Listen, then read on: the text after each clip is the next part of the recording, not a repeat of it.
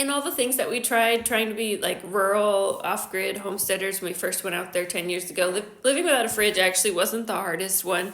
There's a lot of tips and tricks for living without a fridge. You don't really think about it, but there's quite a few people that do without fridges. People living in cars in between housing, things like that. The hardest part about not having a fridge was that when you don't have a refrigerator but you want to keep things cold, we use like an ice box system, which was basically an old chest freezer that was broken, and we put really large frozen juice containers, like those Kool-Aid containers that hold a gallon. We'd use those for our ice blocks.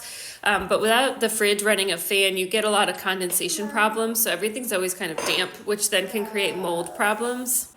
We had to change the ice blocks out once a day. But every time you changed them out, you had to remove the water. You had like a water tray in there that would catch the condensation, but then you still had to wipe down the walls because the water was just everywhere all the time, and you didn't want to get mold. We're trying to do without a fridge, so then we just had a deep freezer because we wanted to use solar, and we knew we couldn't afford solar to run them both because it was really expensive, especially the batteries for solar. Or at least 10 years ago when we were trying to do it, were very expensive, and so that's why we were trying to do without a fridge. But as far as chores actually went, it really wasn't anything compared to some of the other things we tried to do, as far as things that sucked up your time and made life more difficult.